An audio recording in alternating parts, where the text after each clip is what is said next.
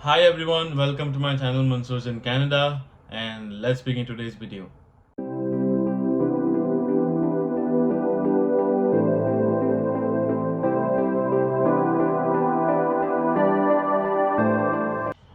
Okay so ठंड थोड़ी सी बढ़ गई है यहाँ पे। रीज़न आप लोग जानते ही होंगे कि जो हरिकेन आया था, फियोना आई थिंक उसका नाम था, नोवा स्कोशिया के साइड पे आया था। That had a great impact on the weather. अभी का जो टाइम है, जो सितंबर एंड और अक्टूबर बिगिनिंग का टाइम है, वो फॉल का टाइम होता है। इतनी ठंड नहीं होनी चाहिए जितनी आजकल हो रही है। So I am not sure कि ये ठंड परसिस्टेंट रहेगी, but it's like bothering a lot, क्योंकि आउटडोर शिफ्ट्स लगानी होती है या कहीं जाना भी होता है बाहर, तो मतलब अनयूजुअली ठंड एकदम शुरू हो जाती है, कभी एकदम से गर्मी शुरू हो जाती है। So that's the weather recently over here. So शुरू करते हैं आज के टॉपिक से। आज का टॉपिक मेनली यही होगा कि मेरा एक्सपीरियंस क्या रहा है फुल टाइम जॉब के लिए तैयारी करने में, क्योंकि अभी मैं तैयारी कर रहा हूँ, तो मैं उससे रिलेटेड आपको चीज़ें बताऊंगा जो जो मैंने अभी तक कर ली हैं। और अगर आप इस फेज़ में हो या आने वाले हो, तो आप ये सारी चीज़ें ऑलरेडी करना शुरू कर दो, ताकि आगे आपको थोड़ी सी हेल्प हो सके। ओके सो मैं जब यहाँ आया था कनाडा में, जब शुरू मैंने किया था मेरा कोर्स, तब मुझे ज़्यादा नॉलेज नहीं था। मेरे जो सीनियर्स थे, जो ऑलरेडी यहाँ पे जॉब कर रहे थे फुल टाइम, उनसे मैंने थोड़ा थोड़ा पूछताछ करके थोड़ा सा ऐसे नॉलेज गेन किया। उसके बाद मुझे पता चला कि मुझे क्या क्या चीज़ें करनी चाहिए। अभी मेरा जो दोस्त है ब्रायन, जिसकी अभी अभी अभी फुल टाइम जॉब लगी है, उससे भी मुझे काफ़ी एक्सपीरियंस मिला, क्योंकि उसने अभी काफ़ी सारी चीज़ें करी, लाइक वर्क परमिट अप्लाई किया, उसका रेज्यूमे बनाया, उसने कवर लेटर बनाया, एप्लीकेशंस की। तो थोड़ी बहुत मुझे टिप्स मिली कि मुझे क्या क्या करना चाहिए, किस चीज़ से मेरा जो है रेज्यूमे थोड़ा सा बूस्ट अप होगा, काइंड ऑफ। वही हमें चाहिए कि हम एक ऐसी चीज़ सामने वाले को प्रेजेंट करें, जो हमें हायर कर रहे हैं उनको, कि वो हमें दूसरों से अलग देख पाए, राइट। हमें कॉमन नहीं बनना है उनके सामने, हमें एक एक्स्ट्रा ऑर्डिनरी थिंग बनना है। अब एक्स्ट्रा ऑर्डिनरी से ये मतलब नहीं है कि आप नो डाउट आप पढ़ाई अच्छी करते भी हो, या हो भी सकता है कि आप इतने अच्छे नहीं हैं, तो आपके एक्स्ट्रा ऑर्डिनरी मार्क्स नहीं आ रहे हैं। तो वो मतलब नहीं होता है कि आप एक्स्ट्रा ऑर्डिनरी मार्क्स लाओ और उनके सामने प्रेजेंट करो। बट हम ऐसी चीज़ें साइड बाय साइड कर सकते हैं हमारे पढ़ाई के, जिससे कि वो हमारी जो प्रोफाइल है वो उभर के थोड़ी सी अलग से दिखे उनको, कि हाँ भाई इसने ये चीज़ भी कर रखी है।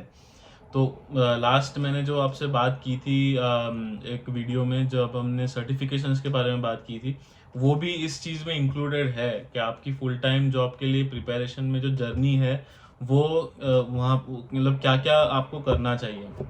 तो सबसे पहली तो मेरी रिकमेंडेशन ये है कि अगर आप मैं अपनी तरफ से एमएनज की तौर पे बात करूँगा, कि अगर कोई एमएनज करने आया है, मास्टर्स ऑफ इंजीनियरिंग, तो यूजुअली क्या क्राइटेरिया होता है कि फर्स्ट सेम और सेकंड सेम में आपको कॉमन सब्जेक्ट्स करने पड़ते हैं, राइट। और उसके बाद थर्ड और फोर्थ सेम में आपके पास एक लिस्ट ऑफ सब्जेक्ट्स होती है, उसमें से आप 2 सब्जेक्ट पर सेमेस्टर चूज कर सकते हो। ये एमएनएस का क्राइटेरिया है। दूसरे सब्जेक्ट्स का अलग क्राइटेरिया हो सकता है, बट सोच यही होनी चाहिए कि फर्स्ट 2 सेमेस्टर्स में तो you have to do the subjects that you are suppose to do commonly, which is common for all the other branches. Like मेरी एमएनज में इलेक्ट्रिकल एंड कंप्यूटर है, मैकेनिकल है, सिविल है, इंडस्ट्रियल है। ये सारी ब्रांचेस के फर्स्ट और सेकंड सेमेस्टर सेम होते हैं। कुछ जैसे कि सिविल का शायद सेकंड सेमेस्टर में एक आध सब्जेक्ट अलग हो जाता है, but that's like most of the subjects are common for the first 2 semesters.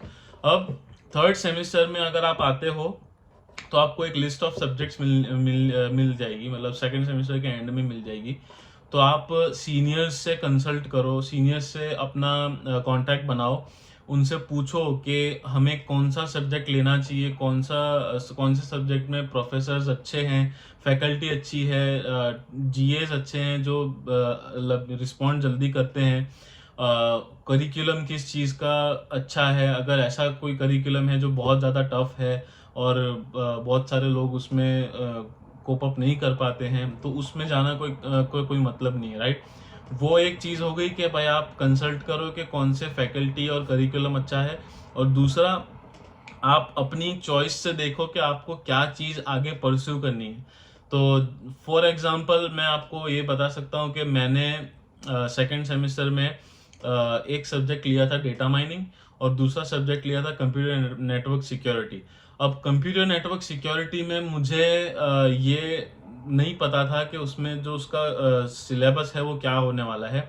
मैंने पूछा था कुछ सीनियर्स से, बट उस टाइम पे उनका कंप्यूटर नेटवर्क्स था, not computer network security.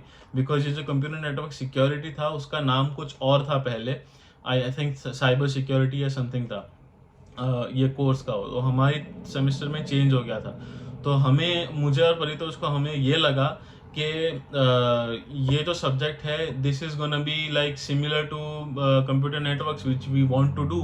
We want to learn about TCP, IP, networking and cloud and everything.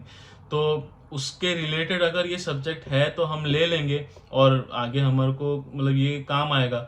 तो ऐसा हुआ नहीं, क्योंकि CNS जो है कंप्यूटर नेटवर्क सिक्योरिटी वो बेस्ड ऑन साइबर सिक्योरिटी था, जो कि सिर्फ सिक्योरिटी के ऊपर था, जो कीज होती हैं, और मैं उसमें डिटेल में नहीं जाऊंगा। बट वो सब्जेक्ट नहीं था जो हमने सोचा था कि हमें करना है। तो ऐसा कभी कभी हो जाता है। सो हमने अपनी तरफ से पूरी रिसर्च नहीं की थी उस सब्जेक्ट के बारे में, क्योंकि हमें ऐसा लग रहा था कि वो सब्जेक्ट वो है जो हमें करना है, लेकिन वो था नहीं। So better is that you research from like range of seniors. एक या दो सीनियर से बात करके पूरा वो आप रिसर्च नहीं कर सकते। आपको बहुत सारे अलग अलग लोगों से बात करनी पड़ेगी। Even the faculty is listed on the name of the course, right? तो आप उनको भी डायरेक्टली कांटेक्ट कर सकते हो। तो उसके बाद आपको एक आइडिया टाइप आ जाएगा, वो प्रोफेसर्स आपको रिस्पॉन्ड करेंगे, आपको एक आइडिया आ जाएगा कि वो उस सब्जेक्ट में आपको क्या पढ़ने वाले हो, वो लोग आपको क्या पढ़ाने वाले हैं। सो उसके बाद आप एक डिसीजन ले सकते हो कि ओके ये सब्जेक्ट मैं लूँगा तो इसका करियर पाथवे ये है, ये मुझे करना है, इसके बाद मुझे ये जॉब्स की अपॉर्चुनिटीज़ मेरे लिए खुल सकती हैं। ये मेन चीज़ है। पहले आप थर्ड सेमेस्टर में जो दो सब्जेक्ट्स हैं उनको वाइजली चूज करो कि आप फोर्थ सेमेस्टर में भी उससे रिलेटेड सब्जेक्ट्स चूज कर सको। वर्सिटिलिटी होना is not a big problem, but एकदम ज़्यादा ही आउट ऑफ कॉन्टेक्स्ट जो आपके सब्जेक्ट्स होंगे ना, ये सोच के आप चलोगे कि भाई ये इजी है तो ये ले लेते हैं, ये हार्ड है तो ये नहीं लेते। अगर वो कनेक्टेड नहीं हुए, जो दो सब्जेक्ट्स आपने लिए हैं या दो सेमेस्टर्स में जो आप 4 टोटल सब्जेक्ट्स लोगे, वो अगर किसी तरह कनेक्टेड नहीं हुए तो फिर आपको प्रॉब्लम हो सकती है। क्योंकि मेरा इलेक्ट्रिकल एंड कंप्यूटर इंजीनियरिंग है, तो इलेक्ट्रिकल के अलग सब्जेक्ट्स हैं, कंप्यूटर के अलग सब्जेक्ट्स हैं। मैंने कंप्यूटर के सब्जेक्ट्स चूज किए हैं।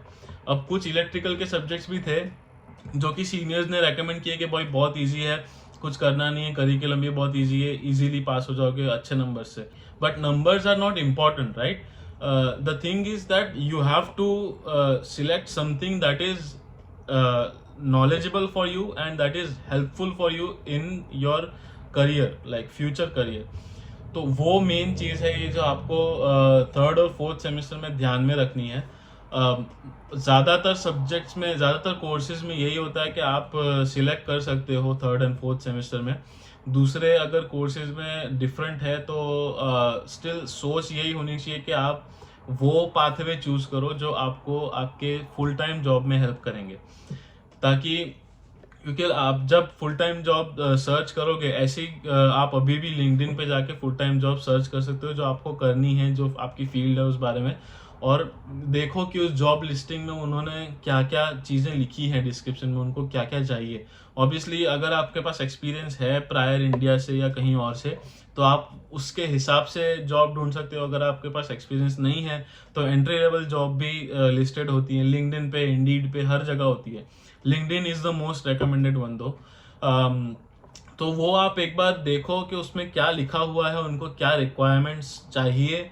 उसके बाद आप उस हिसाब से अपना करियर पाथवे जो है वो बना सकते हो। उसके बाद आप सर्टिफिकेशंस उस तरीके से कर सकते हो।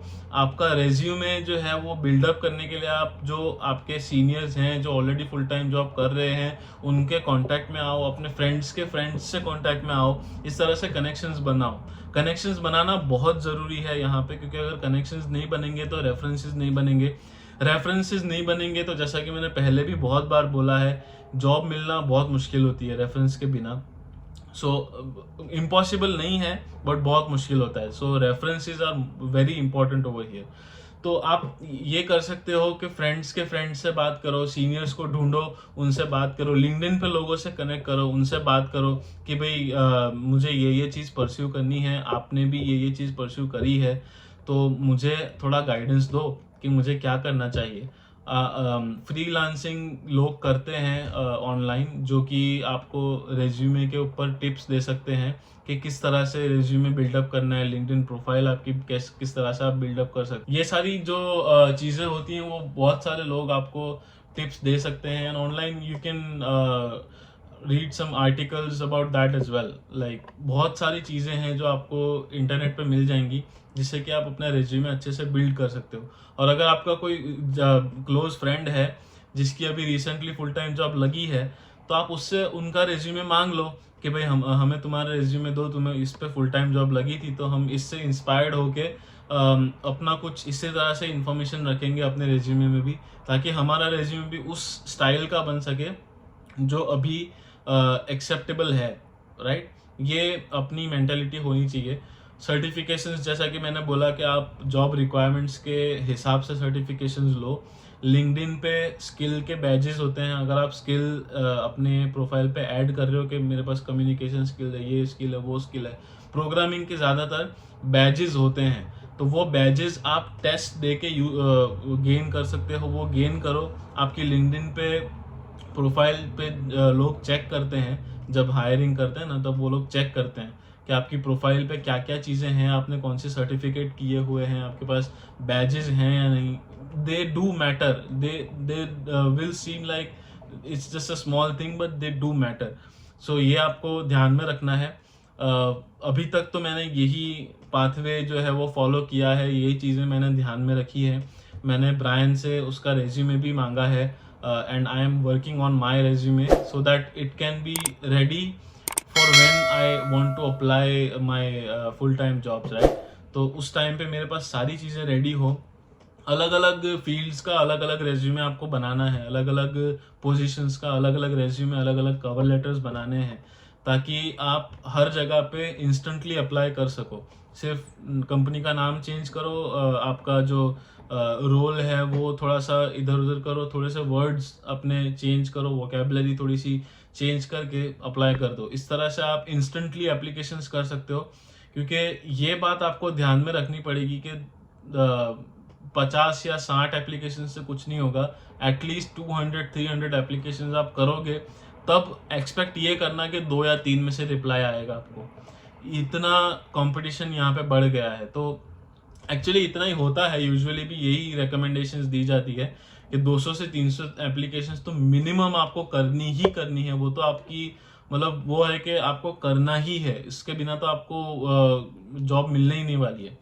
तो ये आप ध्यान में रखो। बाकी का अगर कोई मेरे पास अपडेट होगा इस पाथवे के लिए तो मैं आपको बताता रहूँगा। तब तक के लिए dream big to achieve big. अपना और अपने प्यारों का ख्याल रखें, and I'll see you in the next one. Peace.